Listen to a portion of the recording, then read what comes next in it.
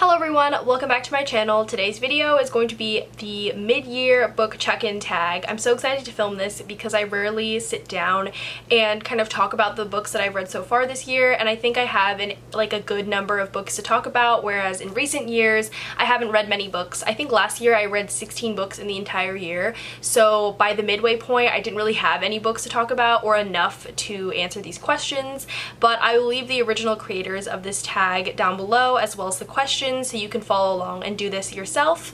And yeah, without further ado, let's get started.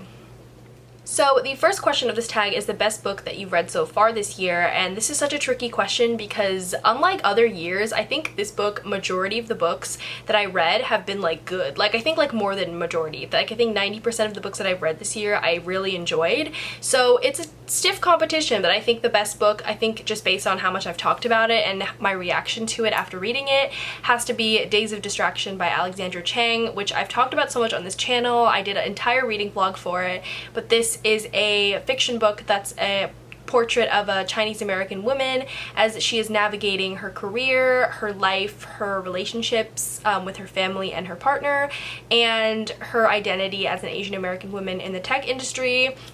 This is one of my favorite books of all time. I think it's just so uniquely written compared to any other book that I've read this year. It's written in vignettes, so it's split up into paragraphs, very short paragraphs, so it makes it easier if you're like me and you're a reader with a low attention span and you kind of have to stop at random points in the book. It made it really easy to just stop at certain paragraphs and pick up where I left off.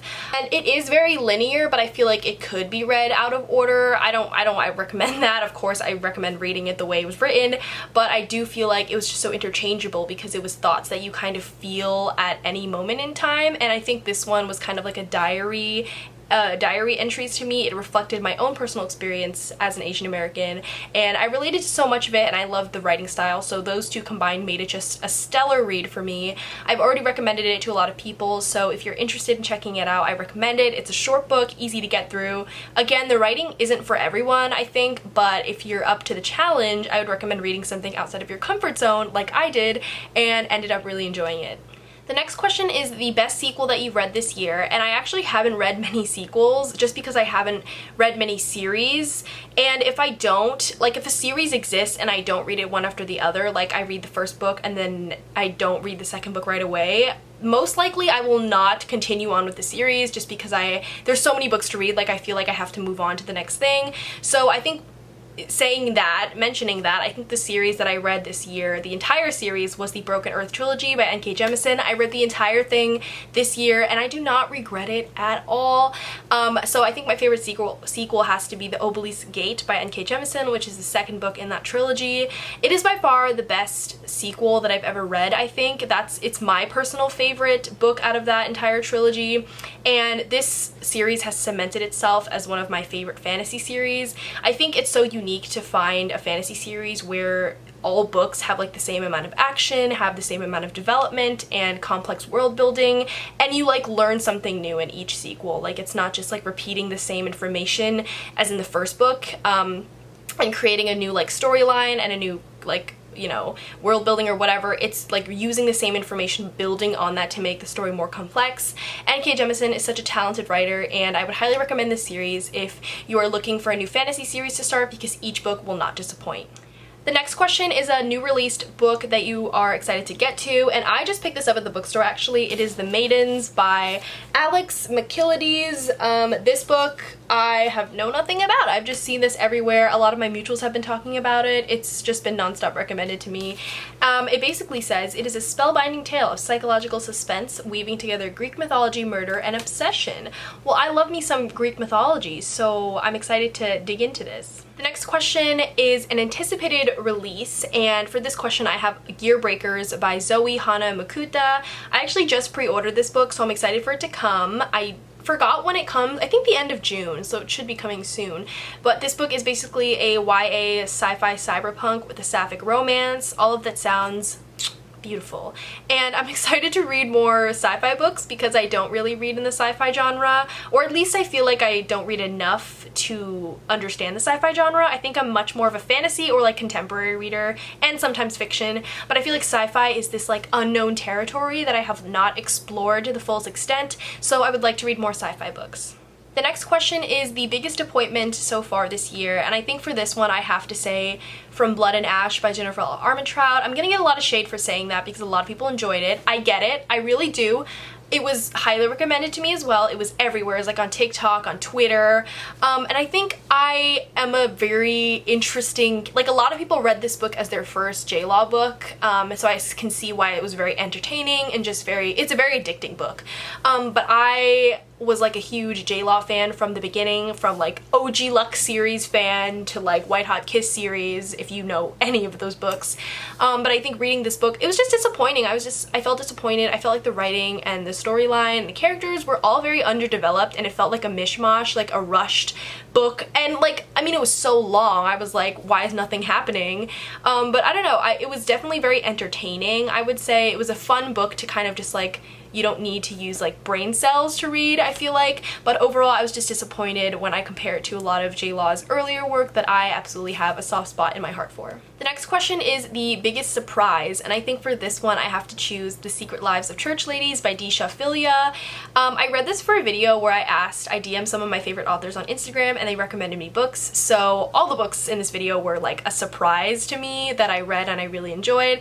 This book especially, it follows several different Black church ladies as they are navigating their sexuality and their lives outside of the church, and this was a surprise to me because it is a short story collection and I do not have many short story collections in my repertoire of reading, and I kind of read this because my favorite author recommended it to me, but also because I wanted to challenge myself and read something outside of what I normally read, and thank God I did, because this book is amazing. It is like 200 pages of absolute goodness and great writing and great characters.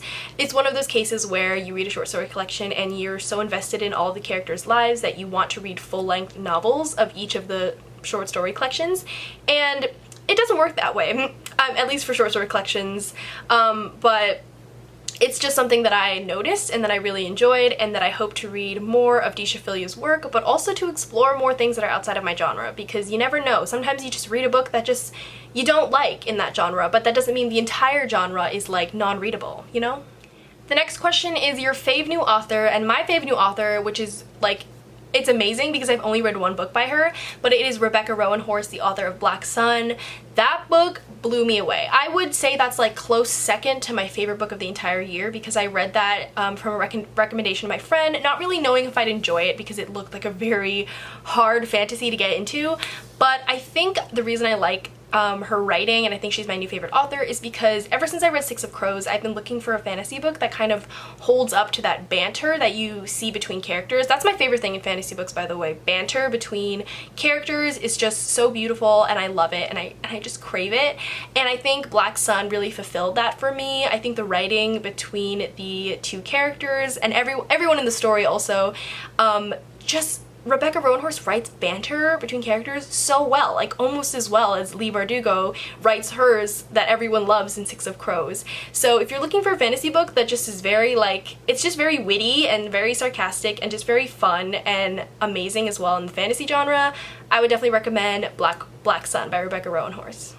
Ooh, the next question is new fictional crush, and I think for this question I have to choose a character from Sunny Song Will Never Be Famous by Suzanne Park. I definitely have to choose a character from a YA contemporary because I feel like they have the best like love interests. So the love interests in this, so this story, by the way, follows a story about a social media influencer who gets sent to a digital detox farm camp, and in there she meets this farm boy who works at the camp named Theo, and I just think their romance is one of the reasons why I love him, but I also love him as a character because he reminds me so much of my partner, because Theo is like meeting like our main character who's a social media influencer, and he doesn't really understand the like good that social media can provide, and he's just very skeptical, and I just really love him. He's just a little cinnamon roll and just so cute. I love their romance. Definitely read that if you're looking for a good romance. Okay, the next question is your new favorite character, and for this one I have to choose Princess Izumi from Tokyo Ever After by Emiko Jean. If you've not read Tokyo Ever After, it is a great book about like self-exploration, self-discovery, and culture and identity. This book, I really love the main character because I felt like she spoke the way I would speak. She's a total Gemini, for sure. But the way that she spoke in the book was just very sarcastic. She's always like trying to pull a fast one on somebody, or like say something that's like a what is it called, a hard take or something, a hot take, sorry. But yeah, so I felt like she speaks like I do, but she's also very introspective and ambitious, kind of like a side that I want to be more. So she's a character that I aspire to be, but I also relate to. So she's definitely my new favorite character. The next question is a book that made you cry, and honestly just thinking of this book makes me cry because it was a very hard time in my life. It is Yolk by Mary H.K. Choi. This book essentially follows two sisters, and one is diagnosed with cancer, and I think this book was sad for me, or made me just emotional in many ways. I think, one, it touches on a very difficult sister relationship, which not many books portray, and I think I could relate to some of that, but also it's very difficult to have a sister, and to have a sister obviously that's more successful than you, and I think it talks a lot about that sibling rivalry, all that good stuff. But on the other hand, it deals with the diagnosis of cancer, which I have had to experience with relatives and whatever in my family in the past year, so that has been really hard. And every time I read that book, I felt like it was like telling me the truth about what was happening that I didn't really know, because a lot of my family kept me in the dark, and I think that book kind of just revealed those truths to me and made me feel more empathetic to like why they were hiding stuff from me. So anyway, that book is just an emotional roller coaster for me, but it is great. It is a really great read. So yeah, it just made me cry. On the total flip side of that, a book that made you happy this year so far has been Dial A for Aunties by Jessie Q. Sutanto. If you've seen my wrap up with this book, I absolutely gush about this book. This book is like amazing. And if you have not read it and you just need a pick-me-up and you just need to laugh in public so loud, or like fall off your bed laughing, definitely read this book. It is very over the top and dramatic, and I think it like does a lot in like the contemporary, the romance genre. I feel like that is not done a lot. It's just so over the top. It's a very deep dive into culture as well, into our main character's culture, and overall it was just a boost of serotonin that I needed. I read this in one day, so it is definitely like a one sitting shot of serotonin book. The next question is, what is your most beautiful book so far this year? And I think I have to say Klara and the Sun by Kazuo Ishiguro. This one, it is beautiful in many ways. First off, because I paid $30-something beautiful dollars for this book at an indie bookstore. I literally like was biting myself when I went to pay for it, but it was like so expensive, and it's a beautiful cover, I mean, I guess because it's hardcover as well, but also the contents inside, the story itself is very beautiful. It's very introspective and philosophical, and it just reveals so much about like humanity and like human behavior, so I felt like that was just a very beautiful story. But yeah. And the final question is a book that you need to read before the end of the year, and for that I have The Firekeeper's Daughter by Angeline Bouley. I also just picked this up at a local indie, but I'm really excited that I have a copy of this finally. This is actually a book that I've seen even before it came out that I was really interested in, because I'm trying to read more indigenous voices, and this is an own voices indigenous story, and I just am excited to read it. It's also, people like put it as like a thriller mystery, I think, on Goodreads. I haven't read the synopsis because I kind of want to go into it blind, but it's a thriller mystery, and I'm like really intrigued by that because I don't read thriller mystery. I feel like I'm just not. That's like one of my least read genres along with historical fiction, but I have not read a lot of books in that genre, so I'm excited to potentially find a thriller mystery book that I just like love so much and that is super diverse. So yeah, I'm excited to read this book. Alright, that was it for the mid-year check-in. Let me know down below if you have done this video as well. I love to see how people are doing in their mid-year, and I'm excited for all the books that I still have to read in 2021. We are nowhere near the end, and we are nowhere near buying and reading all the books that I want to read. So yeah, that's it for this video. Please give it a thumbs up if you liked it, subscribe if you would like to see more, and I will see you on my next video. Bye.